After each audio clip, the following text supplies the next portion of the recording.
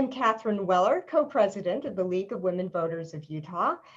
The League of Women Voters is a nonpartisan, nonprofit organization that has been empowering voters and defending democracy for more than a century. The League created the People-Powered Fair Maps campaign to raise citizens' awareness about redistricting and to empower them to ensure their voting districts are not gerrymandered. The campaign covers all 50 states and the District of Columbia. Tonight's conversation about redistricting and the power of the people is brought to you as part of the League of Women Voters of Utah's People-Powered Fair Maps program. Now, I have just a couple of housekeeping tidbits before we begin in earnest. We're having some excitement with the link tonight, and it looks like everybody's coming in as me. And while I can use more me's, it makes administering the Zoom webinar a little bit interesting. So as you drop in, our Zoom administrator, the amazing Peggy Carrico, is going to be renaming you and moving you over to the audience. Your mics will be muted for the duration of the conversation, but after my conversation with Mr. Daley, there will be a question and answer period. If you would like to ask questions of Mr. Daley, please drop those in the Q&A box for me to read aloud, or if you would like to speak your question aloud yourself, please indicate that in the box and we will unmute you when the time comes. I do need you to note this conversation is being recorded and it will be broadcast on KRCL FM 90 in the future. And now I'm going to introduce you to David Daley. David Daley is the author of Unrigged, How Americans Are Battling Back to Save Democracy, and the national bestseller, this is going to be on radio broadcast, right? Why Your Vote Doesn't Count, which has been credited for jumpstarting the national conversation about partisan gerrymandering. His journalism on voting rights and democracy issues has appeared in The New Yorker, The New York Times, The Atlantic, Slate, The Washington Post, among many other publications. He has taught political science and journalism as a fellow at Wesleyan University, Boston College, and the University of Georgia. He is the former editor-in-chief of Salon and a senior fellow at Fair Vote. David, thank you very much for Zooming with the League of Women Voters this evening. A pleasure to be here. Thanks for joining me, everybody. Thanks for having me, Catherine. Hey, well, let's just start with the obvious, David, the rodent in the room. Tell me about the title of your first book. You know, it's a funny story. It's a funny story, and sad because my mom isn't able to know that I have a first book. But I sold this book as Gerrymandered Nation, and I wanted to tell the story of RedMap and the last redistricting cycle. And I had a very excited publisher, but the publisher said, yeah, you can't call the book Gerrymandered Nation, Dave. Gerrymander is already the most boring word in the English language. It can't be in the title. In fact, it can't be anywhere on the cover of the book. And so they focus grouped about 15 different titles, and believe it or not, the vulgar rodent won. And this was the summer of 2015, and this should have been a clue to me.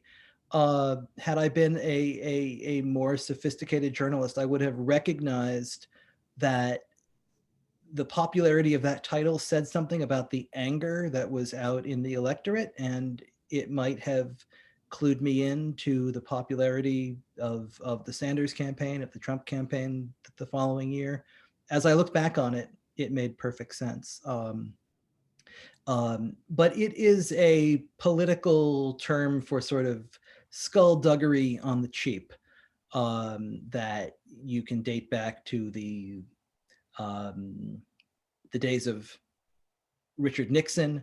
They used to call the California crew that joined Nixon, that was based at USC. This is what they would call all of their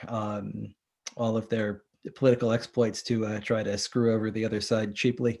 It's a redistricting term having to do with the efforts in the 1990s when Republicans and Black Democrats across the South kind of teamed up together in order to increase their numbers in states like North Carolina, Georgia, and Virginia. I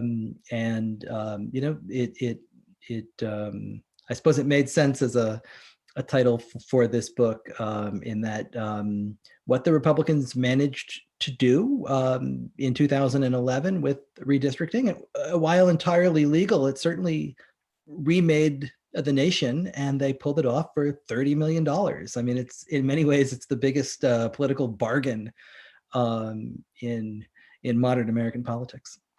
Yeah, I had no idea that term went as far back as it did, and I was really interested in reading that history. You also described the history of gerrymandering, which everybody on this call knows goes way, way back. But you alluded it just now to these fundamental changes that happened to the philosophy and process of redistricting in 2011. Would you talk a bit more about that? Sure.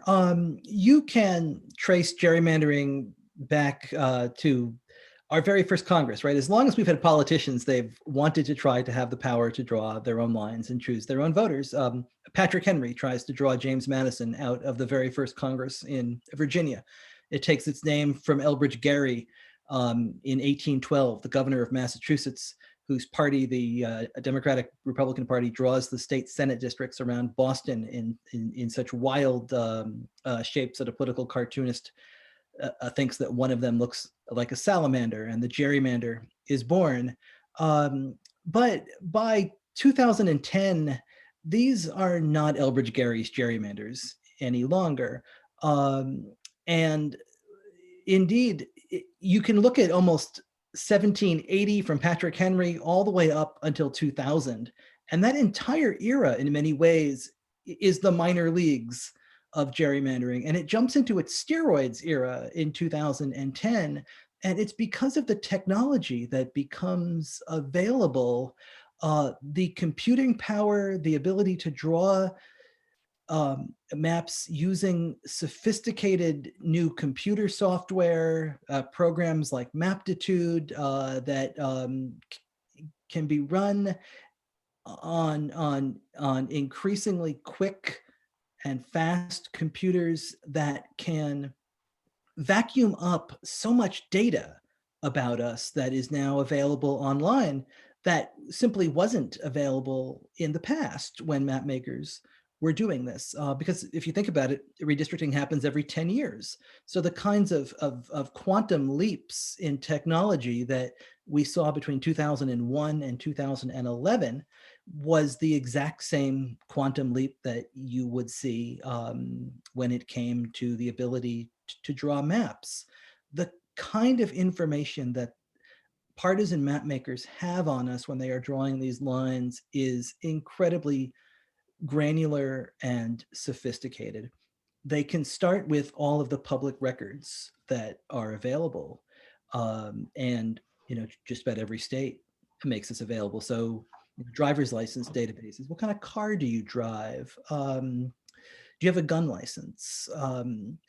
All of the data in the census, all of the demographic detail that's available in the census, broken down by census block, which is essentially just a city block. So all of that is very precise as far as the economic and racial makeup of a block, and then that can be cross-referenced against voting records. So what party are you registered with? What elections do you vote in?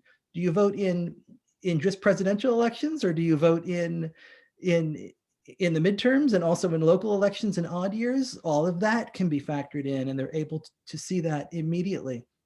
And then there's all of the big data, all of the private data sets that can be purchased very easily and matched up to your address and all of this public information. It's the same way that an ad follows you around the internet all day. Or you type something into your phone, but the ad also pops up on your computer at work. because all of these things are linked off of an address or off of an email, and it can all be purchased for pennies. It can be fed into these sophisticated mapping programs, and it's how these lines can be so powerful and so precise, even though they're invisible, right? They're not invisible to these map makers. They are able to draw them and to test them, whereas in previous redistricting cycles, they might have had time to do 2 or 3 draft versions. Now they can do 75, 80 versions and refine them and make them ever more perfect, and know when they move one of those lines, a block in any direction, what the electoral impact is going to be for perhaps a decade to come. Yeah, there was a moment, I'm sorry, I don't remember if it was you or if it was one of the people you were interviewing who described the potential of this particular redistricting cycle that we're entering as having the potential to be a type of political money ball. It's that data driven and that finely granulated at this point. That was rather shocking to me. But there are some ways that we can use math and analysis to determine when districts are not fairly apportioned. And I'd like you to talk about it, 2, 3 of those, please. Sure. And I think that's one of the real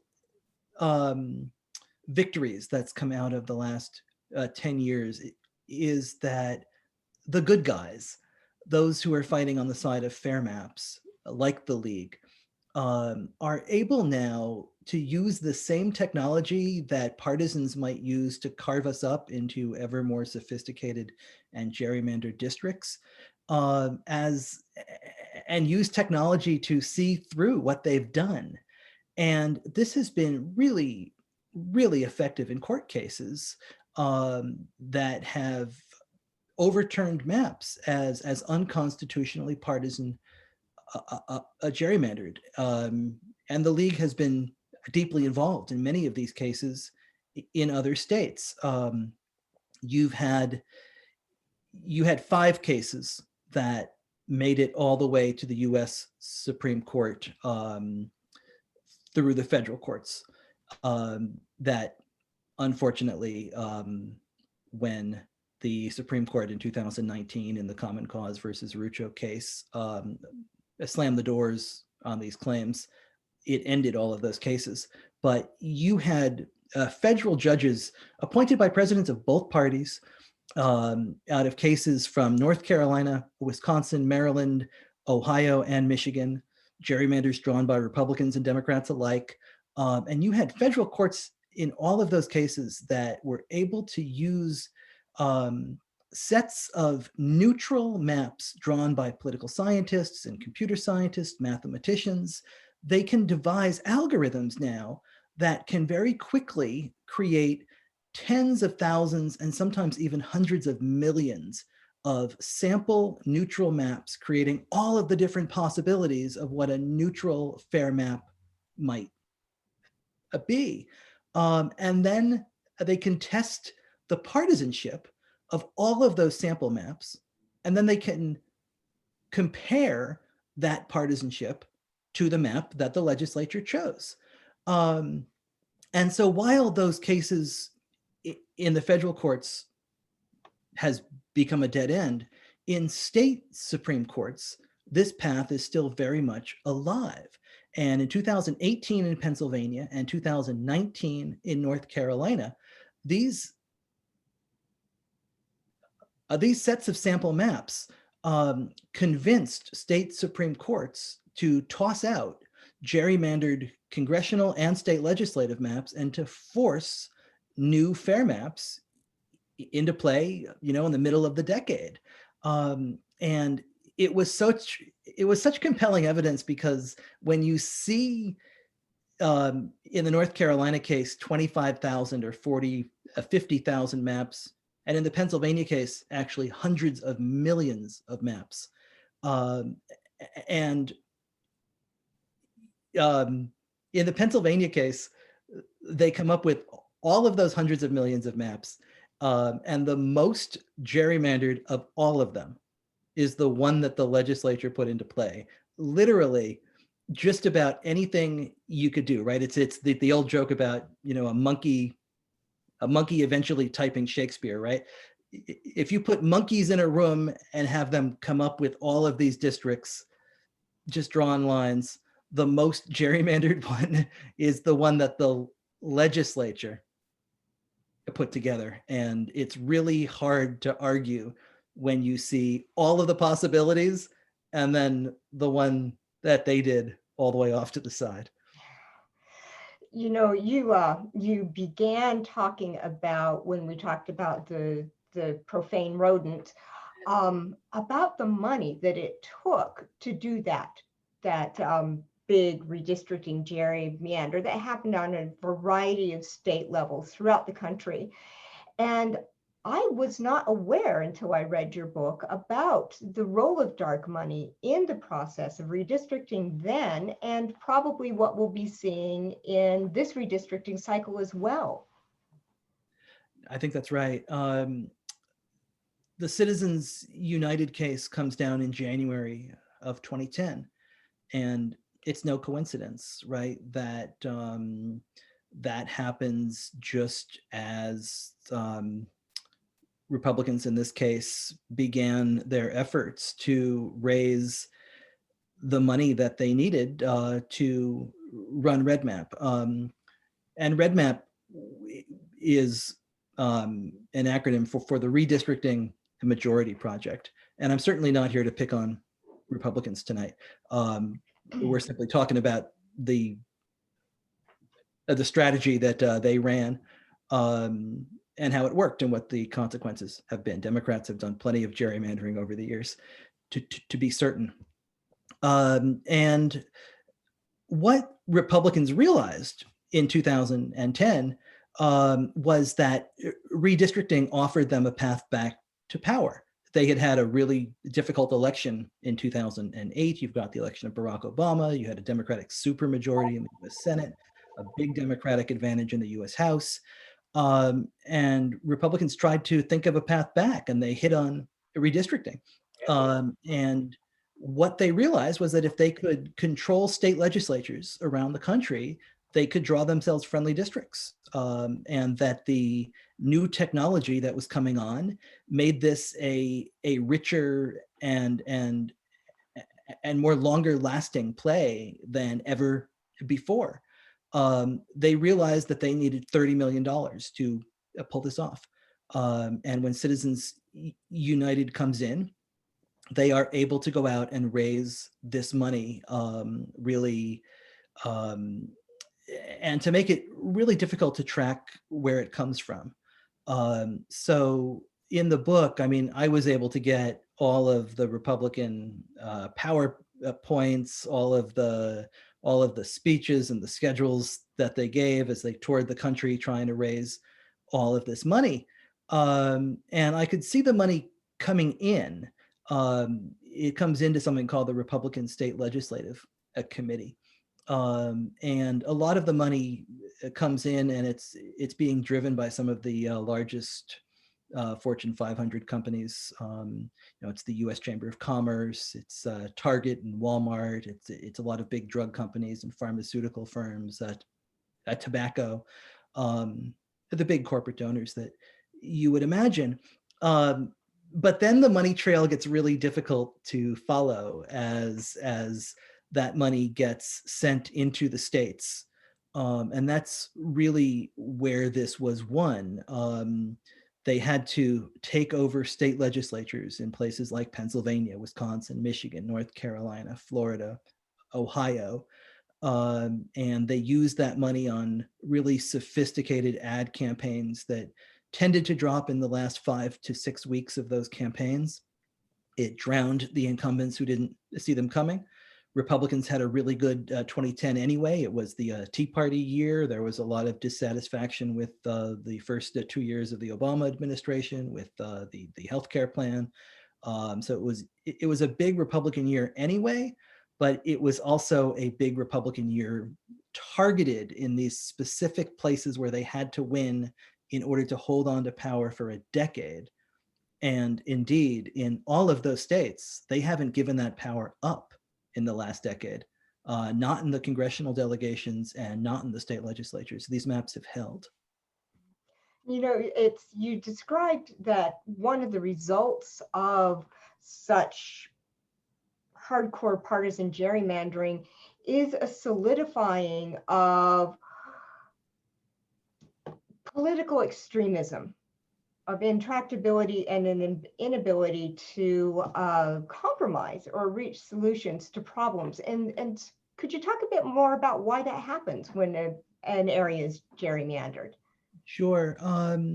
What happens when you gerrymander a district is you make it non-competitive.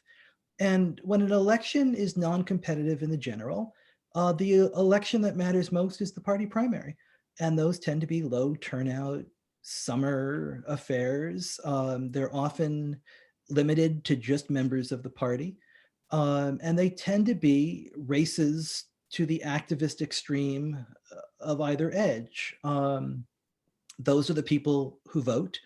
And so it incentivizes lawmakers not to compromise because they know that they can't lose a general and that the only threat comes from a primary challenge from either the left or the right. My favorite example of this, though, comes from North Carolina.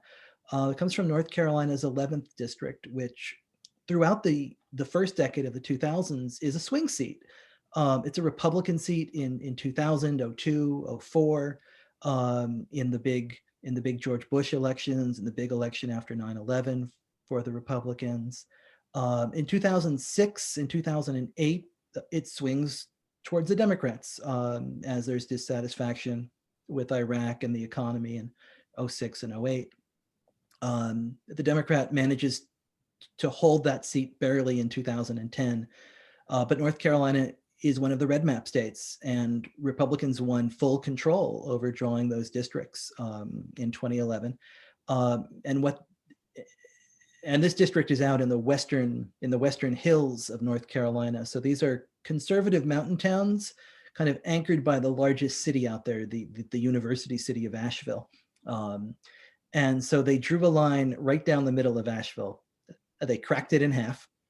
They put half of those voters in one district, half in the other. You all have probably seen that in the way Salt Lake City is cracked up into 3 or 4 different districts sometimes. And they made it so that this swing district was now a solid conservative seat.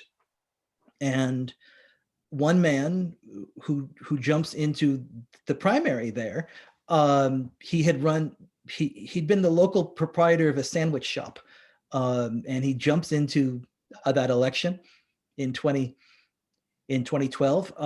It is a 6 or 7 person primary race.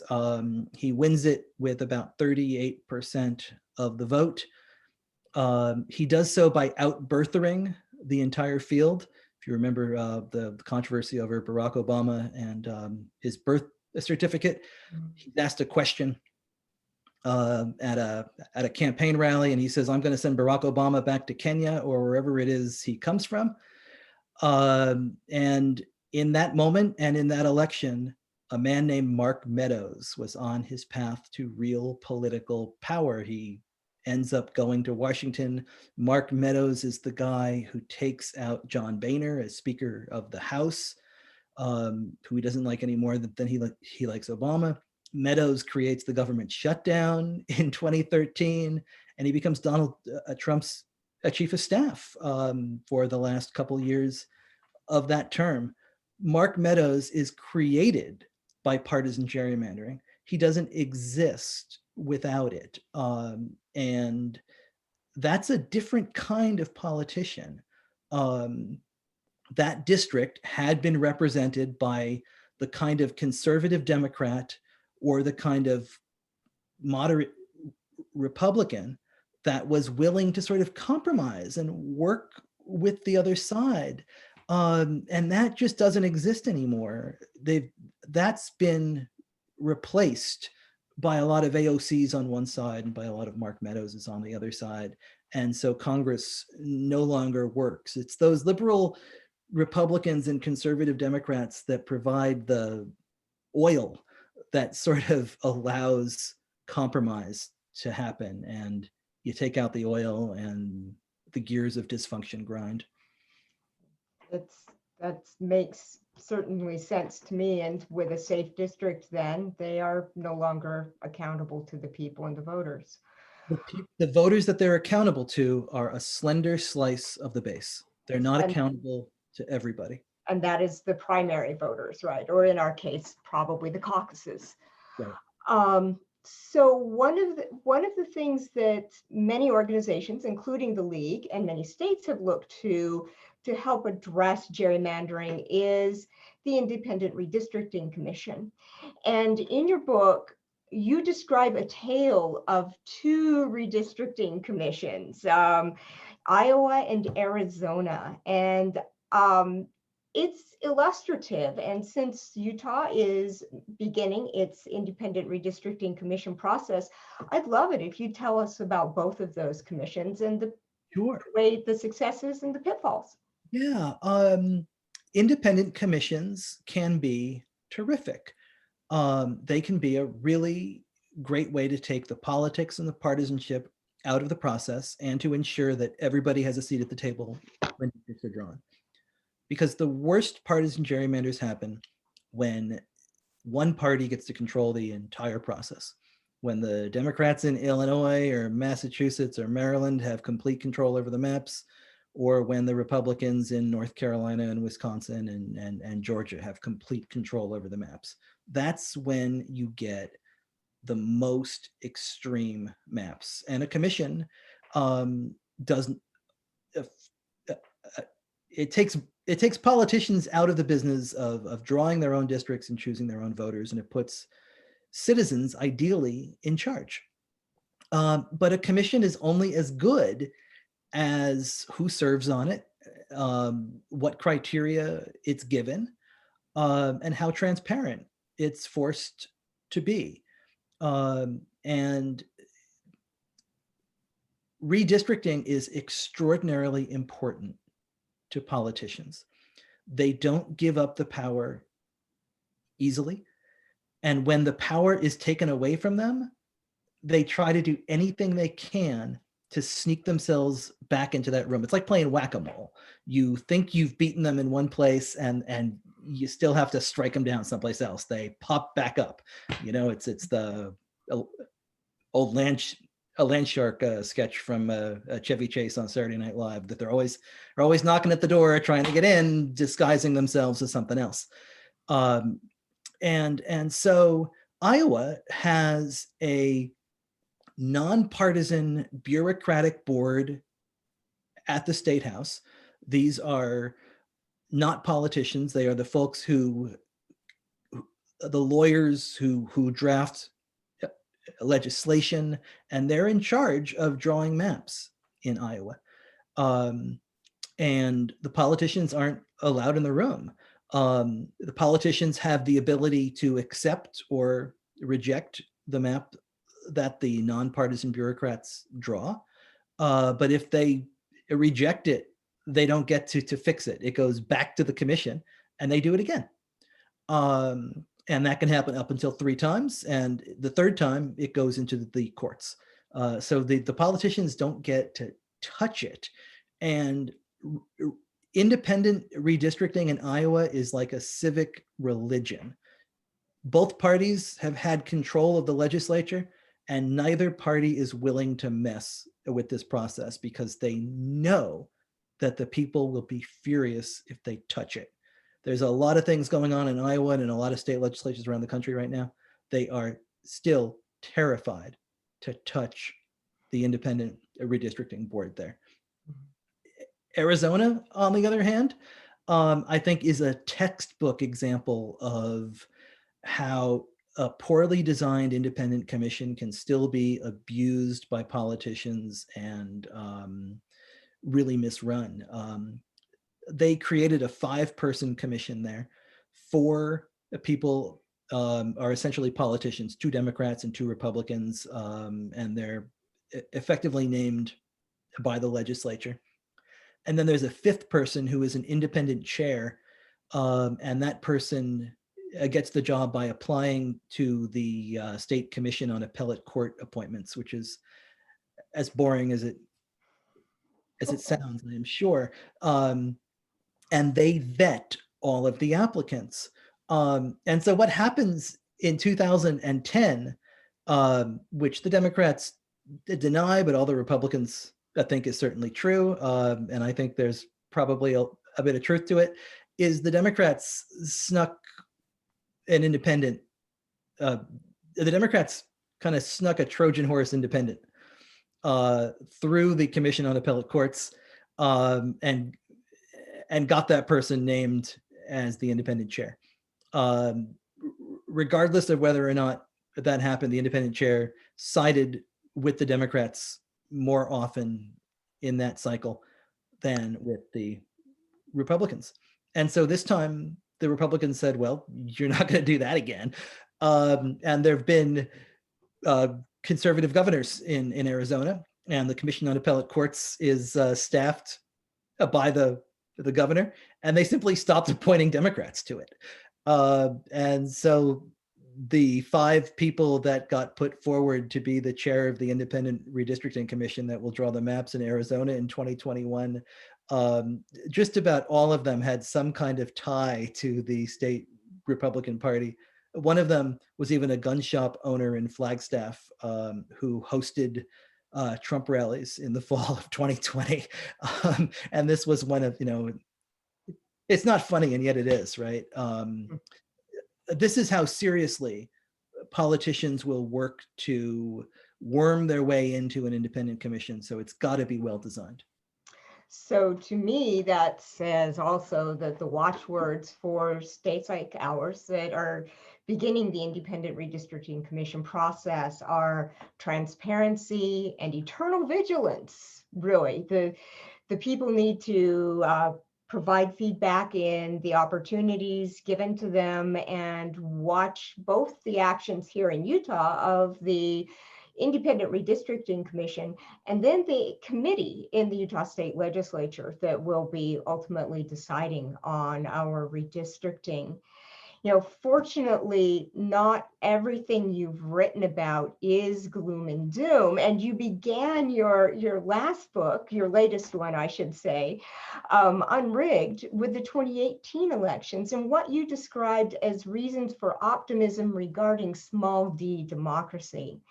And it was fascinating because you went over a lot of actions in a lot of different states. And I have to admit that as disheartened as I can be about things sometimes, there were times when I was very proud of the state of Utah. We don't have things like Alabama's dreadful history regarding felons' voting rights and the repeated attempts to keep felons and Blacks from voting, really, when you get right down to it. We don't have some of those other kind of difficulties you described, but you did describe a couple of situations in Utah in Unrigged. And for the interest of our audience, I'd like you to talk about what you observed with San Juan County.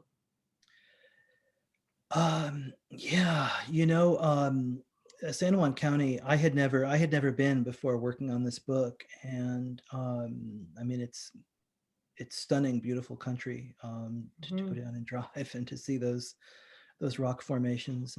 And it's beautiful, and yet what has happened to the Navajo and the Native people in San Juan County is really a modern American voting rights horror story. San Juan County is majority Navajo, but has long been ruled by Blanding, and I want to say I'm forgetting the name Monticello. Monticello, yeah, kind of up in the northern part of the county, and the white cities were determined to sort of hold on to political power, even though they were a minority of the population. So they do this in the early part. I'm sorry, in the later part of the last century, the 80s, the 90s, by using at-large districts, which mean that the top 3 finishers win seats on the county commission. And then you simply make it harder for the Navajo to vote, or you don't open as many precincts where they live, or you don't do you only print ballots in English, and you assure that the top 3 finishers are all whites from Blanding or Monticello. And that worked for a long time. And finally, the Justice Department came in, and they actually say in a report that they hadn't seen anything as bad since visits to the South in the 1950s as far as voting rights. And they required that this go to districts, and not be at large. So everybody was assured of a voice. And so the white power structure down there simply gerrymandered those districts so that they would always win 2 seats, and the Navajo would win one. And then they stopped drawing new lines. They simply did not redistrict in San Juan County for 30 years, which you're not supposed to be able to do. And a court order finally in 2018 required a special master to come in and draw new county commission maps. And when they did this, you had one Navajo district and one a Blanding Monticello district up in the top, and then a third district which was competitive. And so immediately, I'm sure you've all heard the stories. There were, really egregious efforts to knock Willie Gray Eyes, the Navajo candidate in that district, off the ballot, to claim he didn't live where he lived, to do all kinds of awful things, and yet he won. And there's a Navajo majority on the San Juan county commission now for the first time ever. And I just think it's a really remarkable story of what can happen when fair maps are installed. Yeah, it really is. And this has been really interesting, and we're approaching the time when I need to ask some audience questions. But one last kind of quick thing, if we can, before we get there, you do discuss also Proposition 4, and you came in and interviewed Better Boundaries. And I'd like you to talk a bit about what struck you about Prop 4 and Better Boundaries when you were here researching us. What I loved about it was that there were so many Republicans involved in trying to create these better lines. I loved how nonpartisan this fight was, and I loved getting to talk to the Republicans who were behind this, and to hear them say, we want Utah to be a national leader when it comes to redistricting, because we want to show all of those blue states that if this can be done here in a red state, that you all should get behind it and do this too. So, hey, Massachusetts, and hey, Connecticut, if we can get this done in Utah and say that this is a priority, this is about good government and fairness, even in a state where the partisan outcome is not going to be in question necessarily, but that these lines are still the building block of democracy, and they ought to be fair, and they ought to correspond to communities of interest, and elections ought to matter. And it was just so powerful to hear. I really enjoyed seeing the spirit of good government and watching that campaign win. Yeah, it was, your interview with Jeff Wright was pretty interesting as he was describing the democratic process of redistricting and the process in general as being almost a marketplace of ideas, which draws on his background and his desire for conservative policy to prevail fairly within the marketplace of ideas. And that really is something, and that really is people power. Jeff is a citizen. He's a person here who is working to help us make better maps in Utah. So thank heavens for that. And I have to say in passing that I also found so heartening your chapter that you devoted to our neighbors to the north, Idaho, and the Medicaid Express. That was what a saga. It was such, I mean, I had written a book about partisan gerrymandering that was a little depressing. It was a little gloomy.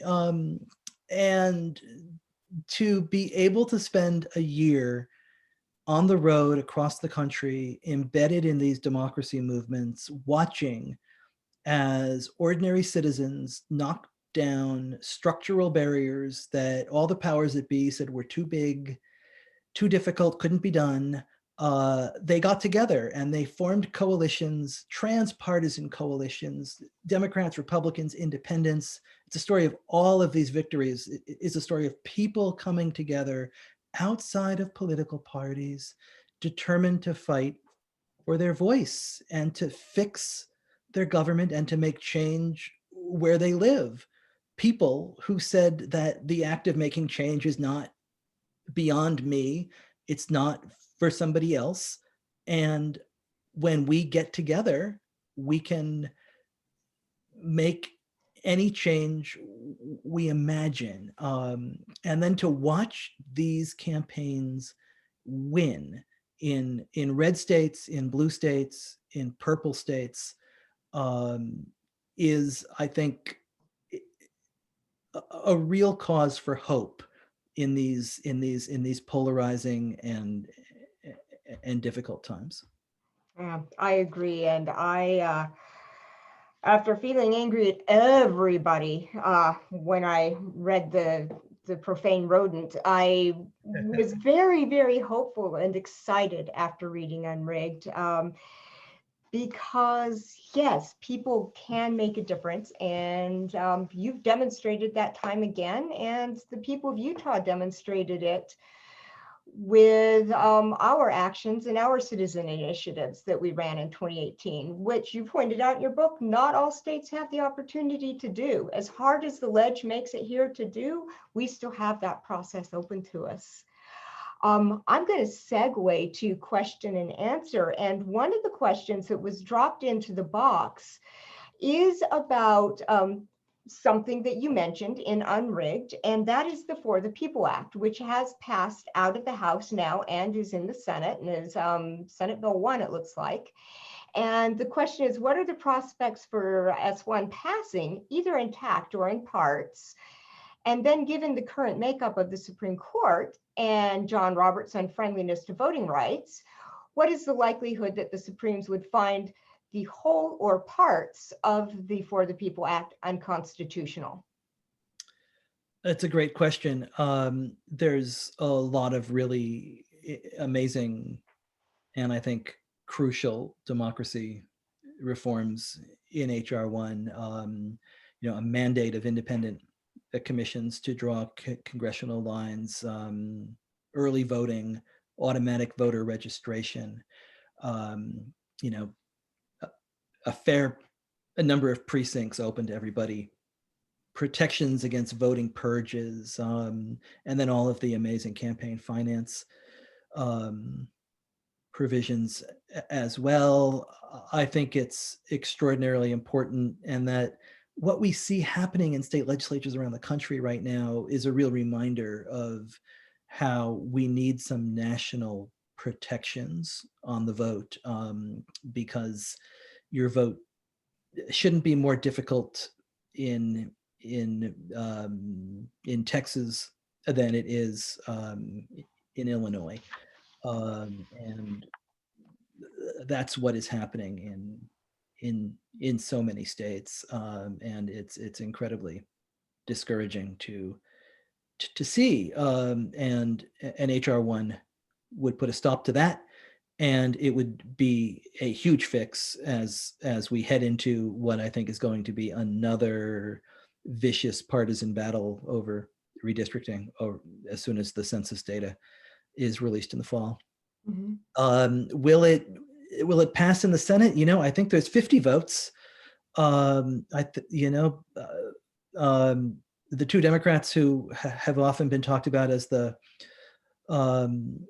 votes against a filibuster, Sinema and Manchin, are both on board with all of the provisions here.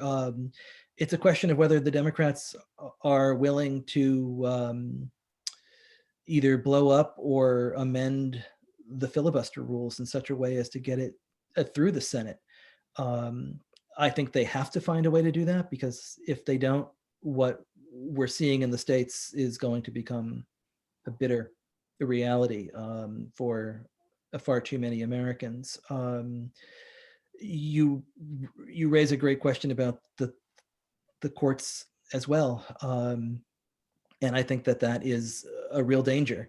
You saw in 2015, there was a decision, a 5-4 decision that narrowly upheld the constitutionality of independent redistricting commissions in a case out of Arizona. And Justice Ginsburg wrote the majority opinion in that case, joined by Justice Anthony Kennedy. And they are not on the court any longer. And the man who wrote a dissent in that case, a blistering dissent, as angry as anything he's written on the bench, was the Chief Justice, who said legislature means legislature. You can't take these lines away from the legislature and give them to a commission. Does the court see that as settled law, or would a different court with a different ideological balance revisit that? I think it's a real danger, and I'm certain it will be litigated, and I don't know what the outcome it will be, but certainly looking at the arc of cases on voting rights in this court, there's good reason to be concerned. There was a follow-up to this question asking if S1 was found to be constitutional, would states now inhibiting voting find that more difficult to do, especially for minority voters? And I will say that the League of Women Voters is one of the great supporters and was in the room for the writing of the For the People Act. And that is our presumption, and that is our intent. So I believe that is our hope. Well, I can say more than that. That is the presumption and intent of the law. Yes. Do you see any reason, if it is upheld, to believe that it would not happen? No, I mean, one can never tell what happens in the courts, but the people who craft this, the people who have crafted this legislation are aware of the makeup of the courts. And so they worked very hard in the writing and the drafting of this legislation to be specific and to build the kind of legislative record that will hopefully withstand judicial review. But there's a terrific Brennan Center study that is just out in the last day or so that shows how HR1, the For the People Act, would make just about all of these voter suppression efforts in state legislatures right now would not fly under HR1. So I will take this moment to say that the League of Women Voters does have a call to action, and we are asking people to reach out to their senators and state that they support the For the People Act. So speaking of people power, here is an opportunity for people throughout the country to reach out to their senators and express their support of the For the People Act. Now, I did have a couple of questions that were submitted to me in advance, so bear with me as I read them. Operation Red Map in 2011 was a Republican operation. This year, both Democrats and the GOP will have sophisticated, powerful data operations. Here are two questions involving data. The first, what open source programs can citizens utilize to present an alternative to the maps generated by the political parties? There are some great ones. There's something called Dave's Redistricting software. That's nothing to do with me. It's a different Dave, so I can endorse it here. The Princeton Gerrymandering Project is a wonderful group that has been doing a lot of work on open source software. They have a program called Redistrictor that can be used. There is a fantastic a group called Plan Score that is run by Ruth Greenwood, formerly of the Campaign Legal Center, now at Harvard Law School, and Nicholas Stephanopoulos and Eric McGee, who were the political scientists and law professors who came up with the efficiency gap that powered the Wisconsin partisan gerrymandering case that went all the way to the US Supreme Court. So there's a lot of new programs out there that can, Moon Duchin's group at Tufts University, the metric geometry gerrymandering group. All of these groups have terrific open source software that allows citizens to draw maps and to test the partisanship of the plans that are created by their states, and they exist to be of help. So they're wonderful folks, and you can reach out to them. All right, and I will say that the League is watching for the selection of the redistricting software that will be used by the state of Utah. They have not made a selection public yet, but once we are there and we know what that software is, we'll be looking at talking further and doing more a little seminar like this, maybe about redistricting logic and making maps. So look forward to that. The B to this person's question was, how can citizens remind our legislative redistricting committee, which will have the final say in redistricting, that maps generated in Washington by both parties do not necessarily identify communities of interest or other interests of Utahns? Amen. You should certainly draw maps, identify your communities of interest, and submit those maps through the public hearing process when the maps are being introduced and voted on. You want to build a paper trail, and a paper trail can be the a proof of later litigation if it comes to it. But really what you want to do is show them that you are watching. Politicians want to be able to go off and do this in a basement, in a dark room. In Wisconsin, they called it the map room, and they barricaded themselves into a conference room of a politically associated law firm, right? In Ohio, they called it the bunker. When politicians go into a bunker, no good is happening. Never. And that was, it was a suite at the Doubletree Hotel across the street from the Capitol, and that's where they set up their bunker war room and drew these gerrymandered maps. They don't want to do this in public. They will do it in public, though, if you show them that you are watching. This is a hot issue right now in a way that I think it maybe wasn't a decade ago. The media is more aware of it. TV is more aware of it. They want to cover this story. So show up and give them stories to cover, give them maps that identify your communities of interest. And when politicians know you're watching and that there's a price that they have to pay if they go behind closed doors and entrench themselves in power, they're much more reluctant to do it. They may still, but they will know that you are watching. In Virginia, there's no initiative. There's no ability for citizens to do what you all did in Utah or what folks did in Michigan and the Missouri and Colorado in 2018 and created an independent commission on their own. They only won an independent commission there last year because they showed up on lobby days and they wrote letters to the editor and they made it an issue and they forced their politicians to deal with it. And it's the first time that politicians have willingly given up control over map making in the history of the country. Every other time that an independent commission has been formed, otherwise, essentially, it's been wrested away by the courts or by the people in an initiative.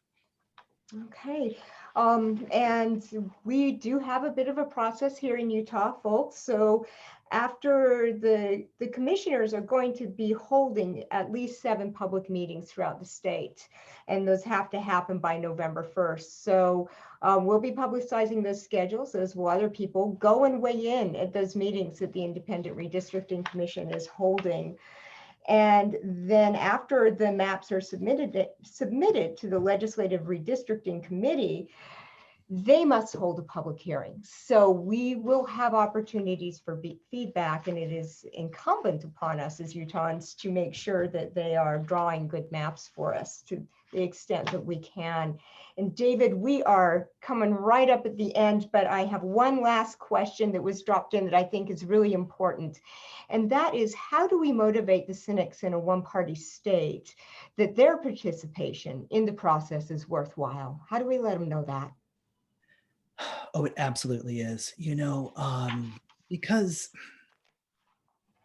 gerrymanders in one-party states are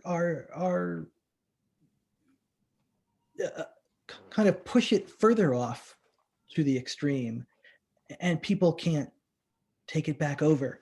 But I mean, when I was in Idaho with the Medicaid expansion group, the legislature in Idaho had turned down Medicaid expansion 6 years in a row. And this is essentially free money that the state's already sending off in tax dollars to Washington that the legislature simply wouldn't take back to expand eligibility to about the 70,000 folks in Idaho who lacked coverage and kind of fell in between the state and the federal exchanges. And citizens, young people, decided to take on this fight in a red state. And they bought an RV and they drove around the state collecting signatures to put it on the ballot. And it's not easy to get on the ballot in Idaho, just as it isn't easy to do it in Utah. It is a big state. It's a rural state. There's a lot of people down in Boise, sure, but you have to collect signatures, in 18 districts with, I think, 8% of the registered voters. It's really hard to do, but they got the signatures, they got on the ballot, and they won with over 62% of the vote. So Idaho might be as red as Taylor Swift's lipstick, right? But they still won Medicaid expansion there by going out and convincing their neighbors that it was possible. I joined them in Idaho Falls, and we were out door-to-door canvassing in this small conservative town, and we walked up a driveway, and a man had a bumper sticker on his car. I'll never forget this. The bumper sticker said, "Vietnam, we were winning when I left." And I'm thinking to myself, maybe we should move on to the house over here. This guy might not be super friendly to, Medicaid expansion. And the canvassers I were with, if they saw this, they walked right up that driveway. They didn't even notice it. They knocked on the door. The man comes to the door and he says, "Yeah, my family falls in that gap, and I'm going to sign your petition and I'm going to vote for this." Persuasion is still possible. It's still possible in one-party states.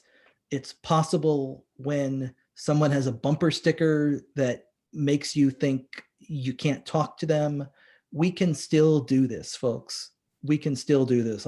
I genuinely believe that there is an unrigging underway, but it starts with all of us finding the way to persuade each other once again that we have a joint path forward. Thank you. And David, there's a comment in the box reminding me and all of us that the Redistricting Commission in Utah is advisory only.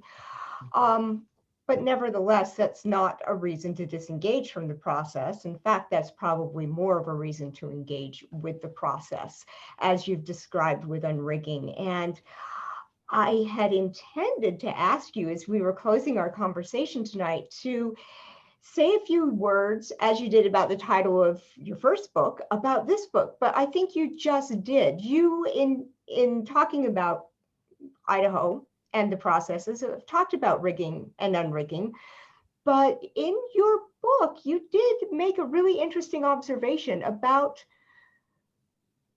both the left and the right and how they perceive things are rigged. Yeah, you know, I mean, I think that there's you know, there's a similar frustration in our politics, I think, and you can see it. You know, you can see it in the in the Sanders brigades, and you could see it in the election of Donald Trump, and you can. I'm not, and I'm certainly not trying to. I think it's one thing to talk about that in 2016. I think it's, and I'm going to be more careful about drawing equivalents in 2020 after I think there's been, you know, a big lie perpetuated about voter fraud, and that voter fraud, that lie is now being used to justify all kinds of measures that are being designed to fix a problem that doesn't exist and to suppress votes in the process.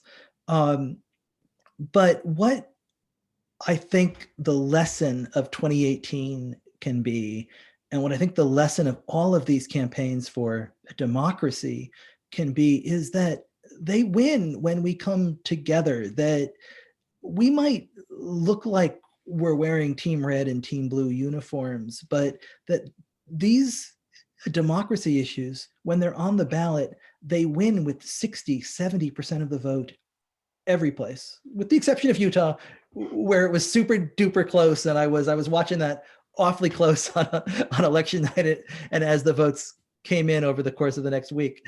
But whether you're talking about felon reenfranchisement in Florida winning with 64% of the vote, or Medicaid expansion in Idaho, or the democracy initiatives in North Dakota, or redistricting reform in Ohio and Michigan and Colorado and Missouri, or ranked choice voting up in Maine, these initiatives win in red states and blue states and in purple states with the kinds of coalitions that we are told aren't possible in our politics anymore. And I think that these victories show us that it's still very much possible. Oh, hear, hear. We have questions that we haven't been able to get to, and we've run over time. I'm wondering if I could follow up with you with printed questions, and we could publish those in a Q&A on our Facebook or our website so that we can get a little more happening there. Thank you. And David, thank you so much for joining us tonight. And thank you everybody out there in virtual land who joined with us. This has been a great conversation that was intended to really, yes, motivate us to move forward with what we can do, and to remind us that we can do a lot more than we think we can. With the 3 initiatives that were on the ballot in 2018, 4 initiatives that roll back, and we have 3 of those. We're responsible for getting those through, all of us, the citizens. And yes, they get altered by the legislature, but we're still here to hold the legislature accountable and to hold policymakers in all of the branches accountable. If you would like more information about the League of Women Voters of Utah, please visit our website at lwvutah.org. You can also find us on all of the social medias. Well, you can find us on Facebook, Instagram, and Twitter. And thank you everybody for joining us. Please read David's books, readily available at public libraries and independent bookstores everywhere. I know a really good independent bookstore. Thank you, and good night, everybody.